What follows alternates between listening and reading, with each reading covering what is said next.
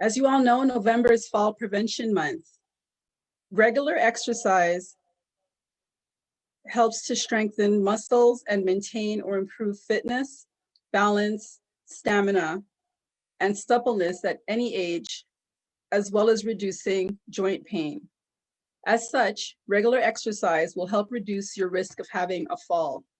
As with all exercise, make sure to warm up and cool down, and that you have carried out a number of simple safety checks before you start.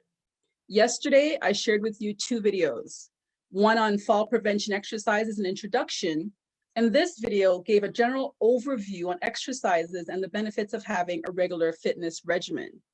The second video was an exercise level test. And what this did was give you some tips on how to determine which level of exercise you should begin at, whether it's level 1, 2, or 3. Over the course of the next 2 days, you will watch 3 short videos covering each of the various levels so you can determine where you are, and as you strengthen, progress to the next level. These videos will help you determine which level of exercises are best suited to you, or if you should seek the guidance from your physiotherapist. Today's presentation will be the 411 on fall prevention exercises, strength and balance, level 1. Now, before I jump into the meat and potatoes, again, my name is Desiree King, and I'm a senior home safety advisor here in Ontario. I wanted to first share with you my story. The first question I'm often asked when I deliver seminars to groups such as this is, what do you know about aging, or you're so young, or why do you care? And quite simply put, I care because it's my passion. Now, I'm going to date myself here, so promise not to even try to calculate my age. But when I was 14, I volunteered to work as a candy striper. How many of you remember what a candy striper was? And I'm sure a lot of you do. They wore the red and white aprons, and in my case, I delivered books on the geriatric floor, and that's where I think I first began to fall in love with working with the aging population, because we had such great conversation. They shared such remarkable stories. I then went on to work as a dietary aide in the geriatric ward of several hospitals throughout my high school years, and since then I've worked in or owned several senior-related businesses. Most recently, I worked as a realtor for the past 6 years who found a niche in working with the 55+ demographic. I've also taken a slew of courses in aging in place, downsizing, retirement living options, and even dementia care. I've also worked as a client care coordinator for one of the leading home healthcare companies in North America. And I must admit that during my time spent as a realtor, I've always felt a pull towards the educating and serving side of the business, more so than the real estate side. At the beginning of 2020, I knew that something in my life was going to change. I knew that my calling was greater than my career. Little did I know that we would hit a pandemic called coronavirus, and no one expected this. So over the past 7 months, coronavirus has killed roughly 9,822 Canadians. 81% of these deaths are linked to long-term care homes. Now, health officials have cited the need for rigorous visitor and resident care protocols and precautions in these facilities. But I believe the solution is also in our hands. We, as a people, as the future elderly population of this country, have to make some decisions as well. And I firmly believe that we as Canadians need to change our thinking and method of caring for the elderly.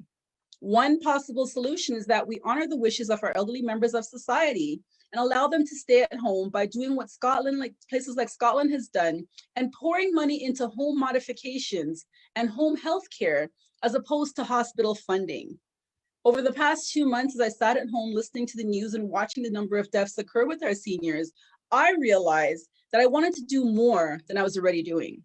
I realized that being a realtor did not quite align with my desire to have a greater impact on the lives of seniors.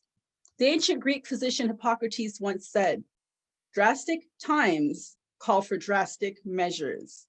We are now in a drastic time. Never before have we seen a time when people have to stay in their homes. And statistically, I'll show you in a few minutes, most falls occur in the home.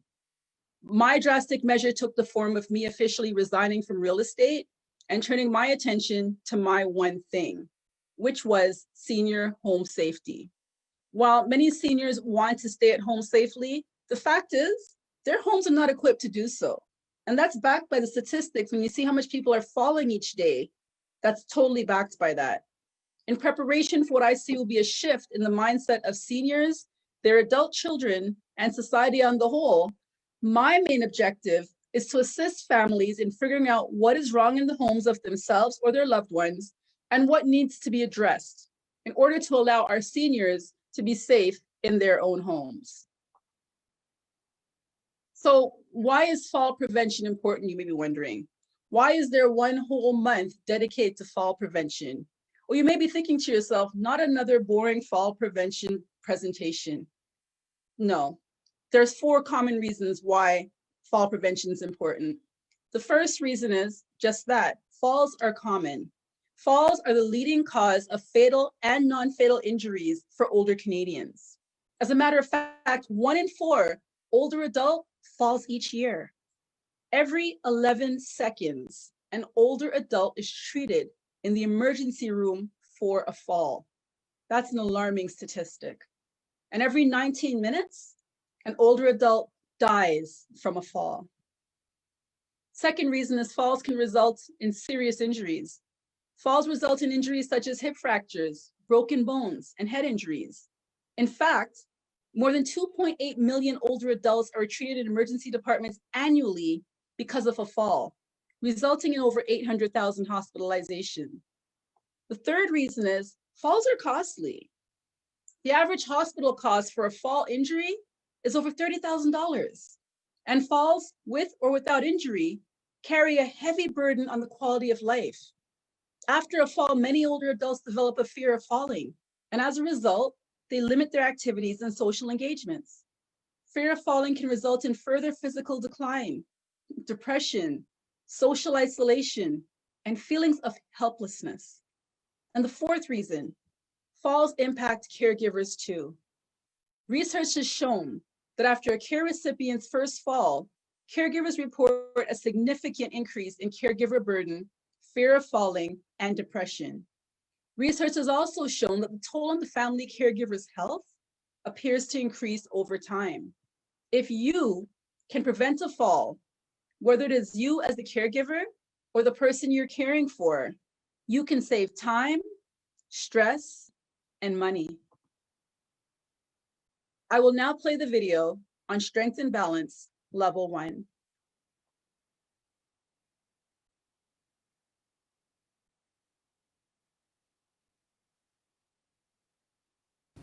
So let's make a start with your level 1 exercises.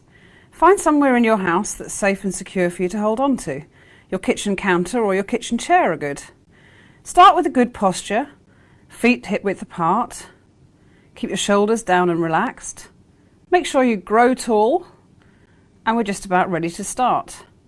We're going to challenge your balance throughout these exercises. So there's a certain number of things you want to think about in terms of holding on. In the handholds, you could either start by holding on quite firmly, or you could just put a finger touch, or if you're feeling particularly confident, you could hold your hand just above the chair, but have it there nearby just in case. Easy marching. We want to warm you up first before we start doing some strength and balance exercises. Easy marching is a very easy way to keep your circulation flowing. So start off with your feet hip width apart, and as you walk, make sure you put your ball of your foot down first through to the heel. Try and keep it nice and relaxed and your shoulders down, and if you feel confident, take your hand off the chair. As you warm up, you may feel that you want to raise your knees a little bit higher, a little bit more of a purposeful march. Back extension. We're now going to work on your posture. Back extension helps make sure your shoulders are back and down and your chest is open. So start with feet hip width apart.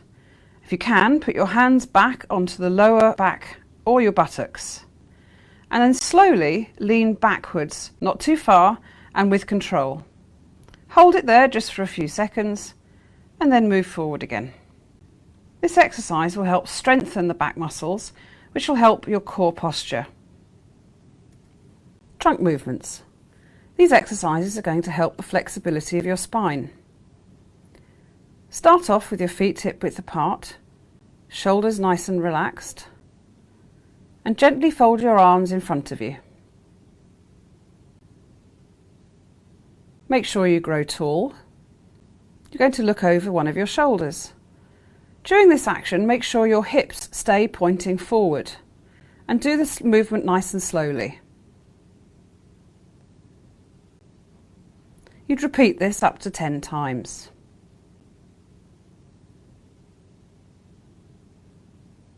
Front knee strengthener.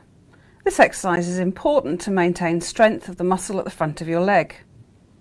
Make sure you're seated firmly in the back of a chair, that you've got good posture, and with or without an ankle weight, extend your leg. You can see that the movement is done relatively slowly, and there's a slight wobble at times, which is your muscle working hard. You could do this in front of the television. Repeat up to 10 times on each leg. Side hip strengthening. These exercises are important to maintain good muscle strength in your legs, and in particular to get out of a car more easily or out of the bath. Start with your feet hip width apart and holding on. You can do this exercise with or without ankle weights. Just take the leg out to the side slowly and hold it for a count of 4 or 5. As you take the leg out, try and stay nice and upright and do the movement very slow and controlled. Keep looking forward and keep a good posture.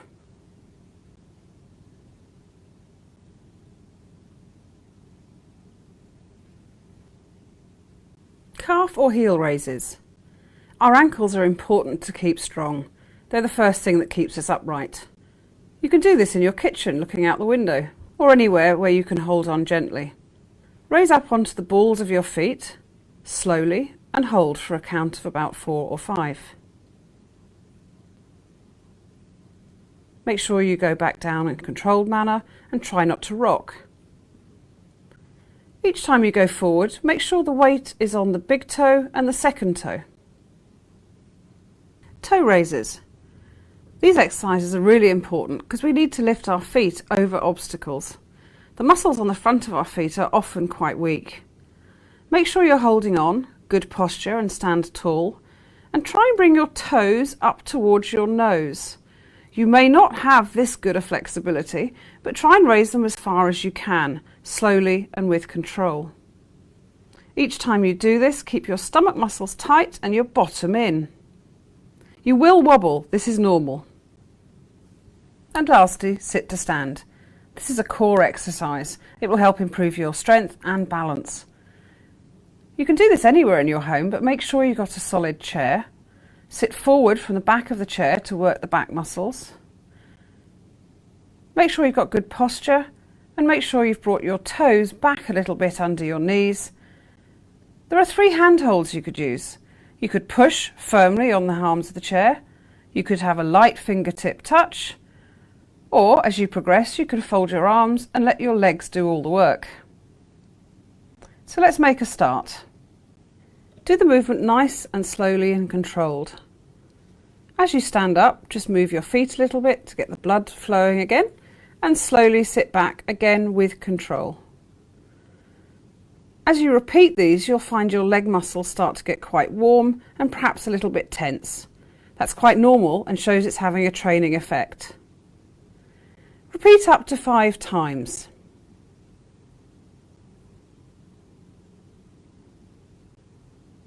So we've given you a go 2 or 3 times at each of the exercises. Perhaps if you're not quite yet willing to go and join a class, you might start doing these a little bit more. So for example, in a couple of days, you might repeat the video clip, but do each exercise 5 times. Maybe in a couple of weeks, try each exercise 10 times. You'll notice the difference, you'll see your balance and strength improving, and hopefully that'll give you the impetus to come and join a group.